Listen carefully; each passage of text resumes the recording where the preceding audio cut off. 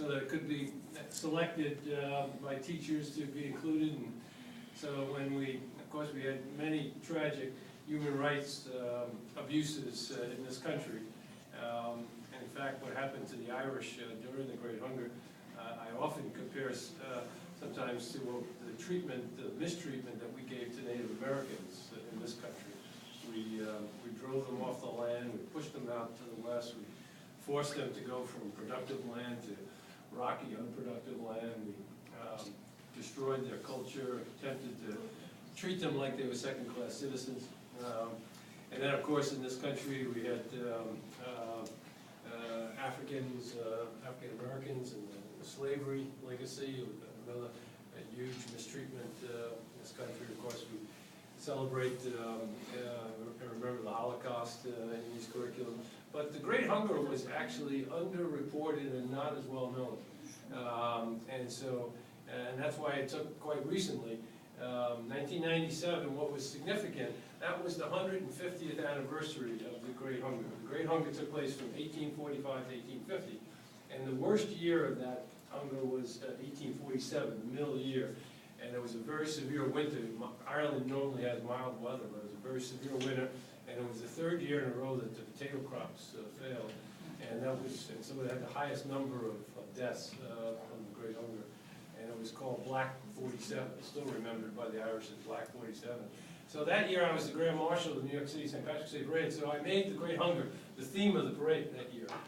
And gave a lot of speeches about the Great Hunger.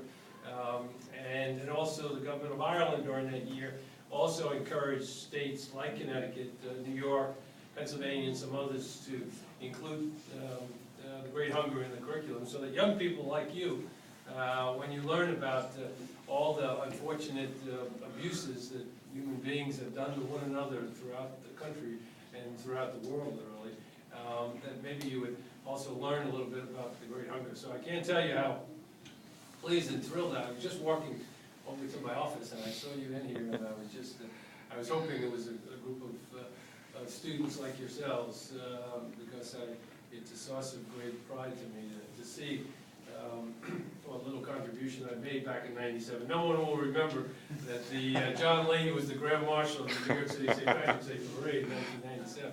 I can assure you that. But the fact that your teachers, I'm sure, no doubt, encouraged by the inclusion of the Great Hunger materials. In fact, I not only was encouraged the legislation, now that I remember that, I actually helped prepare some of the materials that were part of the curriculum that were in the Great Hunger. So for me to see young people like you experience and learn about the Great Hunger is very satisfying. And really, to me, it doesn't matter whether it was the Irish. You could very well be studying Native Americans. You could be what we did to them. You could be studying slavery. You could be studying the Holocaust or the Great Hunger. What really is important is that you learn that, unfortunately, we've had human beings mistreating other human beings in a variety of ways, and the Irish are just one example of them. And hopefully by studying this abuse and mistreatment and difficult period that the Irish went through, along with all the others that you'll study in your social studies curriculum, hopefully you people, my journey, I'm part of the problem. Now I'm old enough to be part of the problem. So if we're going to have a better world in the future, it's because of young people like you.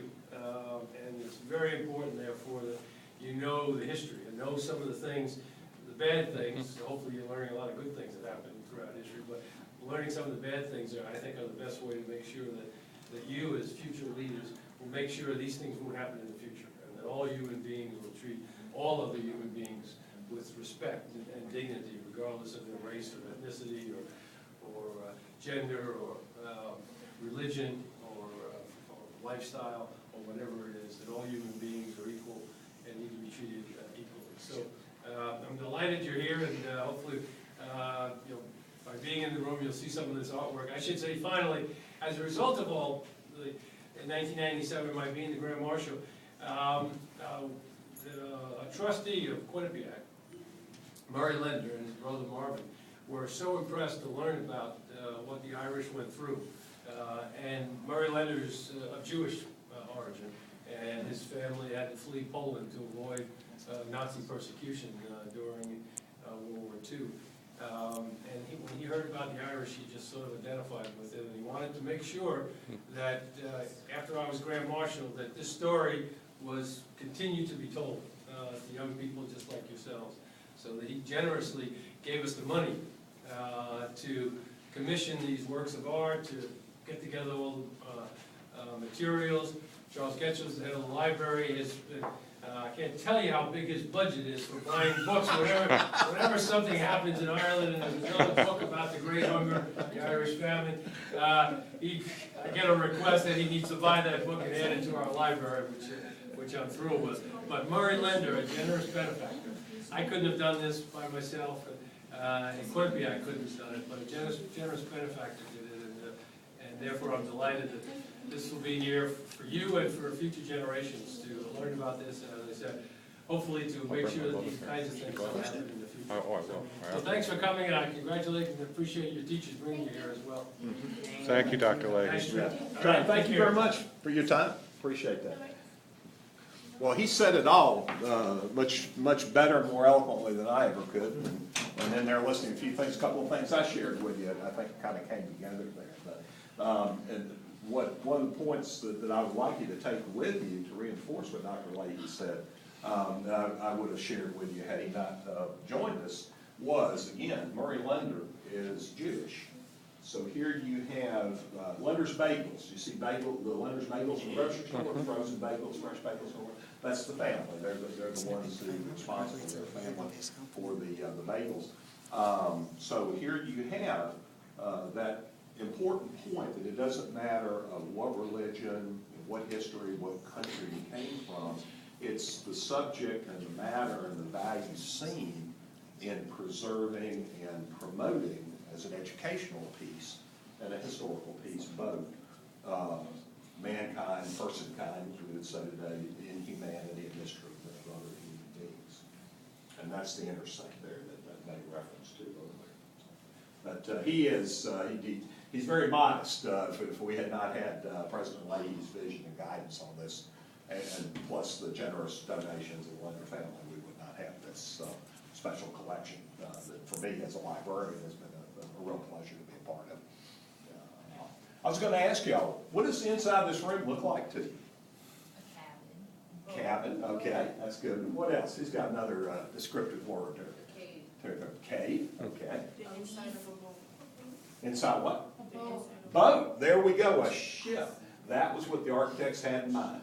So if you think of the passage that Irish people, at this particular piece of sculpture, this is an American sculptor, Meg Chamberlain did that, people getting on board a ship, and from the wretched poverty and sorrow and sickness bent over life forms, gradually as you come up more erect, and here looking back, the departure from the homeland. We have another little small piece elsewhere in the library of the debarkation of people coming off. So in this one piece of sculpture, a beautiful piece of sculpture, you have these transformational views. And again, you could apply this of human beings, of bodies, and think of body language and how powerful that is, and how we express ourselves, our emotions and such. But this was the architect's purpose in designing this room, that it looked like, and give the feel, if you will, of the hold of the ship. Many Irish died on the passage over.